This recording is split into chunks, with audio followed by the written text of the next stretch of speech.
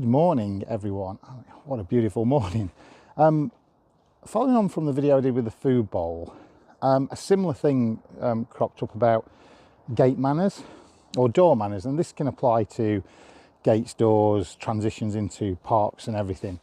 And again, it just disappointed me that we're still not thinking about how the dog feels about something, and we're deliberately setting dogs up to fail just so we can impart, and there's levels. I've seen some people do it more gently, but I've seen some do it really harshly. And so what they would do, as you can see here, we have Satan here. I think I called him Brutus last time, but Brutus is the other one, waiting to go through this gate.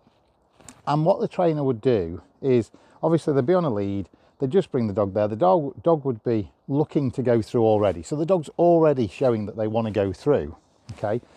Then what they would do is they would open, and the dog would go to move through the gate like that, and they would obviously yank the dog back, so the dog would go through, and they'd be like that, okay? So excuse my mechanics, but dog would move to go through, they would yank, then they would close it, dog would come back there. Then what you would see, and in this particular video that I watched, the gate opened and the dog kind of just sort of cowered back a little bit. So just really sort of started to lean back away and then was like this, looking up. I mean, you're using intimidation and fear. It doesn't matter how hard you yank this lead either, right? It's not communication. It's not telling the dog anything, and it's certainly not teaching the dog anything. It's a poor way to train this skill. And what it does highlight is a lack of skill in the trainer to train it properly. So it shows that they have a skill gap. That's all. Doesn't mean they're a bad trainer, it just means they have a gap in their ability to actually teach the dog what is wanted. What I'm going to do now is, and I'm sorry again, Satan, don't want to hurt you, I'll go and get Bliss and I'll show you how we train it. And you can go on my YouTube channel, there's thousands of videos of me doing this entire exercise with dogs that don't know how to do it, that we teach and we show, and then all of a sudden they're waiting. So let's go and see how we do it. So here we are back with young Blissy, who's feeling quite lively. So what I'm going to do is I'm going to show you how to train this. It's not necessarily complex. It just takes a little bit of skill and patience and just understanding when to reward. So obviously we have Bliss here. She's not looking to go through the gate, but she is focused on me. I can decide where do I want her in position when I'm actually going to walk through here. So let's just say I want her on there or on this step. So Bliss, hop it up. Good girl. Come here then. Or I have her here. She goes into position. I can, at this early stage, I can choose to mark and reward her for being in position. I come to the gate. I open the gate. Now, if she was to move towards that gate, all I have to do is to close the gate, right? Not on her, don't shut it on her, don't yank her away, just close the gate. Ask her to come back. Now, if she breaks for the gate and comes back, I wouldn't necessarily reward her for coming back because I don't want to create a reward loop. See, now she's trying to say, is it on here you want me? Good girl, come here. So again, because she's come back to the position after a break, I can then mark and reward. But if she breaks and gets it wrong, put her back, make it easy by just opening the gate to there. If she stays, simple reward. Open it a bit more, reward. Now you can see I don't even have to be a blocker. I could, if I wanted to be over this way. So if she did come forward, I can prevent her going through. But again, I can do it in stages, and again, open inch by inch by inch. And there we have a dog waiting. Good girl. Hop it up.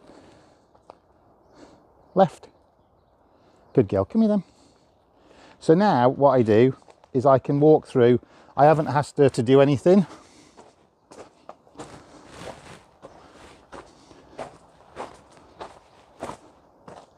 Can walk out of sight, but you can see she's moved off the step, but look. She's not come through that threshold. So even though she thought about it, okay, she just went, no, okay, I'll come back here. Good girl. So again, I can just sort of go hop it up this way. I can move off.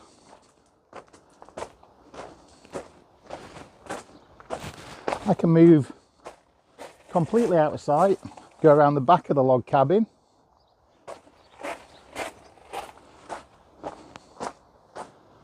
Walk back. What a good girl. And that is how you train a gate protocol or a door protocol. There's no need for any physical intervention, okay? You saw there, Bliss made a decision. She sort of went, oh, are you going to call me through? But then stopped there because I didn't call her through, okay? But she stopped herself. I don't necessarily look for a dog to permanently stay in that position. What I'm looking for is do not cross that threshold, which she didn't do. So it was a great example. But again, if she had have come through, i.e. failed, I would have just gone, okay, I've maybe moved a little bit too quick for her. And what I need to do is to bring her back, reinstill some of this and just go, no, that's where I want you. Go through one step, come back, go through 2 steps, go through 3 steps, start building that back up and then reward her for staying in position. It's not complicated. I don't understand why trainers want to use that type of training. I don't get it. And I'm not looking for someone to tell me why, because I understand how that method works. It works by that intimidatory of going, I daren't go through, right? It's just not a great relationship builder. It's not a great way to train, not when it is that simple to train. So any questions on how to train that, I say, let me know, pop them in the comments. If you want to show me some of your videos showing your dogs doing it, wonderful, let me see it. I love to see the work that you put in. But also go onto the YouTube, look at the dogs that are excited to go through, that we work with continuously, day after day after day, and get them calm at doorways. It's not a skill that's hard to learn, so I don't understand why so many people really are still insistent on hurting and yanking a dog, because whether it's a light yank or whether it's a bigger yank, you know, you are still using your power and your force and your intimidatory manner to train a dog, which is just not needed at all. So yeah, I had to do a video to just sort of show you the right way to do it, but show me what you can do and enjoy. Good stuff. See you soon. Good girl. Good girl.